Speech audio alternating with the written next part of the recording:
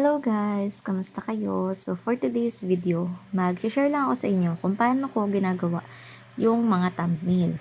So yung thumbnail po, ito po yung parang pinaka-profile ng ating mga videos. Okay? So ako po, ang ginagamit ko para makagawa po ako ng thumbnail, Canva. Yung Canva po ay isa pong editing application. So hindi po ako gumamit ng pro nito. Ibig sabihin, free ko lang po na ginagamit. So, punta lang ako dito sa part ng create. Nandito yung part ng search templates. So, ang ginagawa ko, nag-search ako dito ng YouTube thumbnail. Then, click search. May mga mag-a-appear dito. Ito yung mga pwede nating gamitin. Pero, yung magagamit lang natin ay yung walang parang pinaka-crown. Kasi kapag may mga crown, kagaya na itong mga to, yan po ay may bayad. So, hindi tayo makakagamit kasi nga may bayad kasi gusto ko free lang.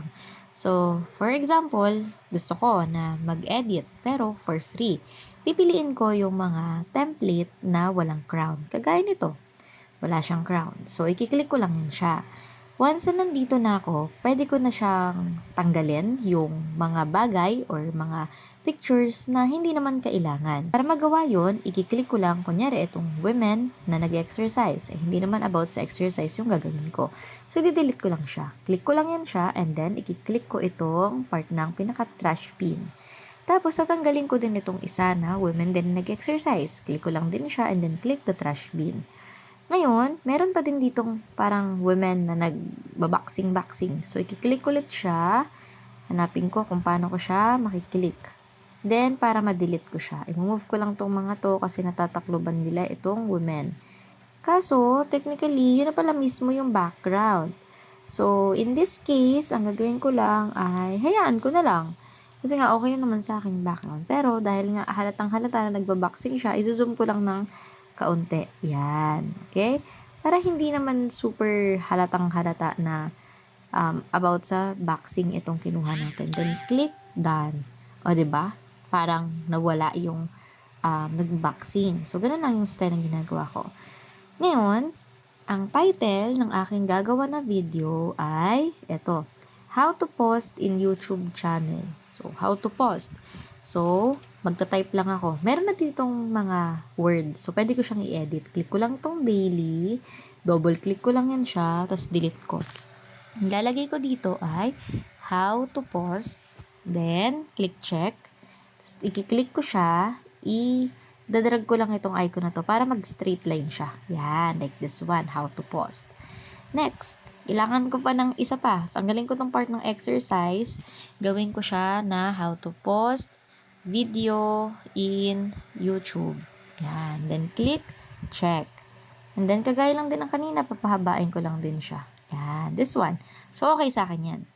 Kaso nga lang, parang ang gulo, diba? Kasi ang daming brown sa paligid. So, ang gagawin ko dito, tatanggalin ko. I-move ko tong mga to.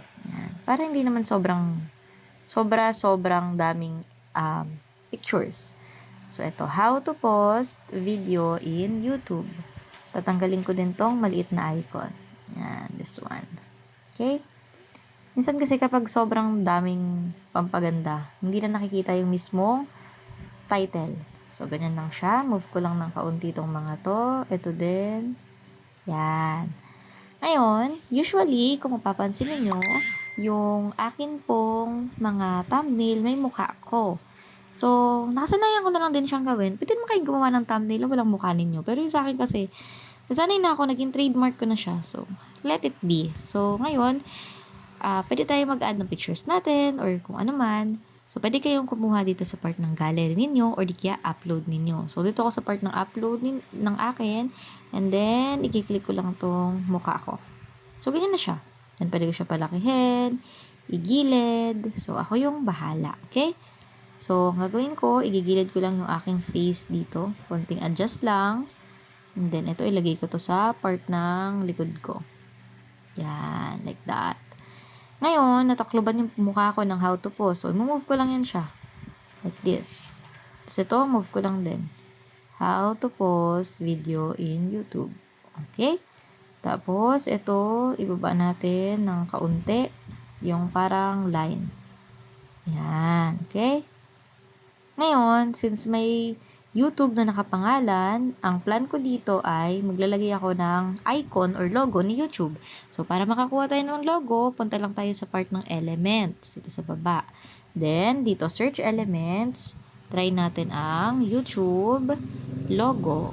Then, search.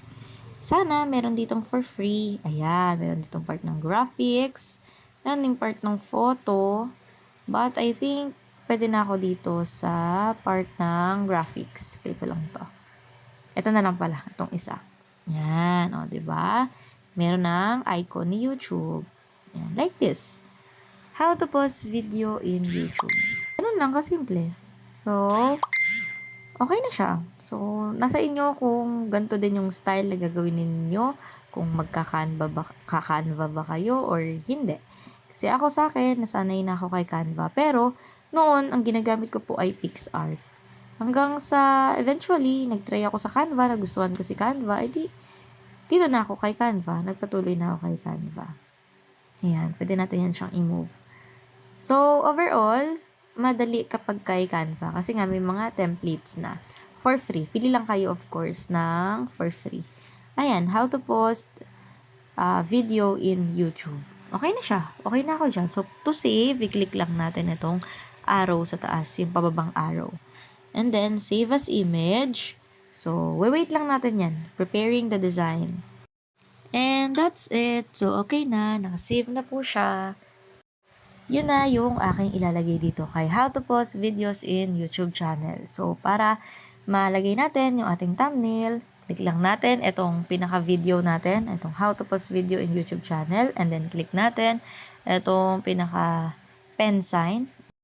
And then, click ulit natin itong another pen icon, and click natin itong custom thumbnail. Then, i-click natin dito itong thumbnail na inedit natin kanina. Then, click done. Then, click save. And, tada, ayun, okay na. Meron na tayong thumbnail.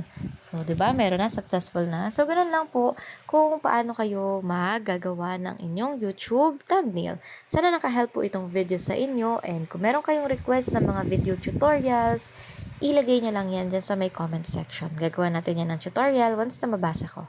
Thank you so much guys for watching. Ingat po kayo palagi and God bless po.